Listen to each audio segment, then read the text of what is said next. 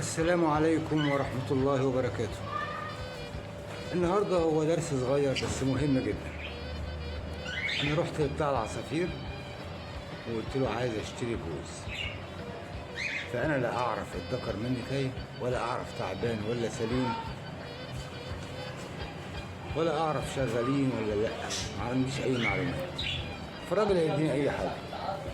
فأنا النهاردة حبيت إن أنا أعرفه ذكر أعرفه إزاي، والنتاية أعرفها إزاي، وأعرف إذا كان صحتهم كويسة ولا تعبانين.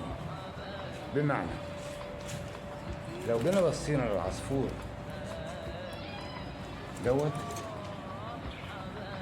بص حضرتك المنقار بتاعه فيه أزرق فوق، سليم؟ ده ذكر، دي العلامة بتاعته، دي نمرة واحد، يعني في واحد. إنما دي بص كده، بص المنقار بتاعه فيه بياض اللي على غامق، يبقى دي انتهي. سليم؟ ادي اول حاجه، يبقى انا عرفت الذكر من النتاية، وده كده هم خلاص على وش الشغل، لان العلامات دي ما بتظهرش الا لما يكونوا كبار شويه. الحاجه الثانيه، بمسك العصفور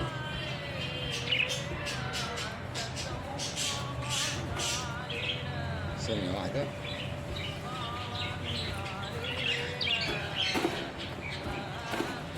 خليك معايا.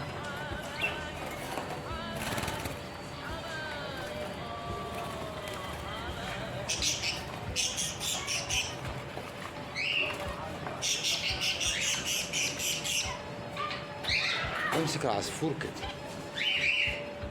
ماشي؟ مش عارف انتوا شايفين كده ولا لا؟ امسك العصفور كده،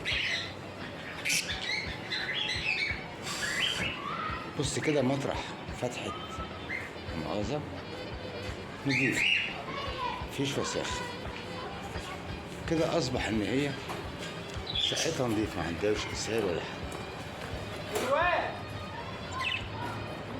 دي العلامة التانية، إن أنا بمسك العصفور صحته مليانة في إيدي. الحاجة التانية بيتحرك باستمرار في القفص، يعني لو أنا عملت كده دلوقتي هتلاقيه بيتحرك، بص معايا، بص بيتحرك. أصبح إن هو صحته كويسة وخايف بيتحرك. الحاجة التانية، أنا بفتح بقلب العصفور زي ما قلت لحضرتك، وبشوف عند، أنا آسف أعزكم الله، فتحة الشرج. إذا لقيتها نظيفة جدا ومفيش أي وساخة تحت، أصبح إن العصفور ده إن شاء الله، اللهم صل على النبي، فيه إسهال وأنت مش تعبان. سليم؟ دي تاني علامة. عشان ما اطولش عليك الفيديو، أنا عايز أوصلك، أنت لما تشتري الجوز بتشتريه بتعرف إن ده ذكر. العلامة الزرقاء اللي فوق دي يعني ده ذكر، سليم؟ والعلامة اللي هي رصاصي دي يعني دي نتاية. ممكن يبقوا الاتنين رصاصي، ماشي؟ لو الاتنين رصاصي يعني معنى ان هم شباب لسه ما بانش اي حاجه، انما كده بان هو فين الذكر وفين الانثى. سليم؟ في علامات تانية بس بعيده شويه عليها. سليم؟ طبعا معلومه تانية لاخواتنا اللي هم اشتروا، انا بدي خيار في الصيف عشان يفر على قلبهم، بغير الميه السقايه بتاعتهم، بغيرها مرتين في اليوم، مرتين في اليوم. سليم؟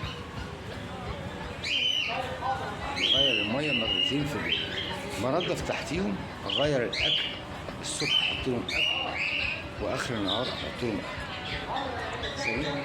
وبراعي دايما ان انا ممكن بخاخه كمان معايا في الحر، ورش عليهم من بعيد، وحاول ان انت تبعد عن عين العصفور عشان ممكن الرذاذ بتاع الميه ياثر عليه. طبعا انت حضرتك بترش ببخاخه، بخه واسعه، مش زي صاروخ هوا كده يجي في عينه. فانت ايه، دي الاموره بتاعتنا، البنت البنوته الاموره اللي هي ده جوزها، ده الراجل بتاعنا الامور الحلو، ماشي؟ سليم؟ ودي كانت معلومة بسيطة عايز أقولها. وأول معلومة وأرجو أن تكونوا استفدتم، وأرجو من حضراتكم الاشتراك. السلام عليكم ورحمة الله وبركاته.